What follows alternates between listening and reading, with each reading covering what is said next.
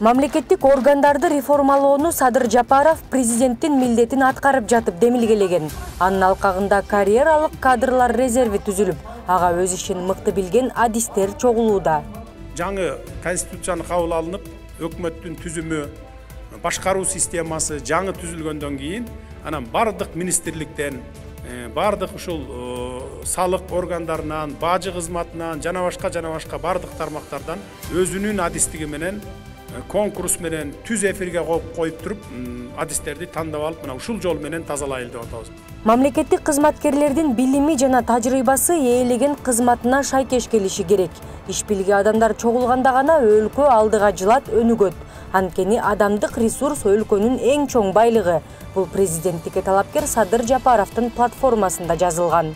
Иллюстрация. Бул жакпай калгандарды куугунтуктоо, кысымга алуу же өч алуу эмес. Тазалануу аркылуу жаңылануу.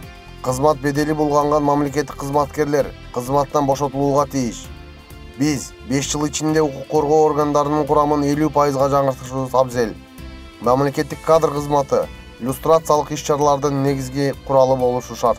Это, в моем понятии, иллюстрация тех людей.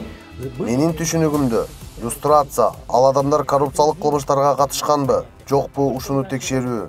Ал эми Акаев же Бакиев убагында иштегенине көңүл буруу туура эмес.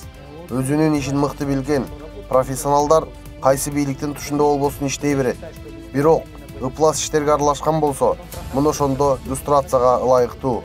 Мамлекеттик кызматкерлер ачык сынактын негизинде гана келет. Ал үчүн комиссия ар тараптын өкүлдөрүнөн куралып, тандоо акыйкат жүрүшү зарыл. Бул иллюстрациянын бирден-бир элементи деп эсептейт саясат таануучу Алмаз Акматалиев. Бир эле критерий болуш керек.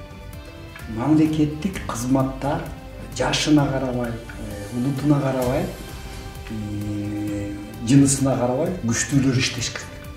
Мына эң жакшы иллюстрация ушул. Белгилей кетсек, өлкөдө 15 министрлик, 4 комитет, 11 мамлекеттик кызмат жана 6 фонд, инспекция бар. Анда жалпысынан 28 миңдей мамлекеттик жана муниципалдык кызматкерлер эмгектенишет.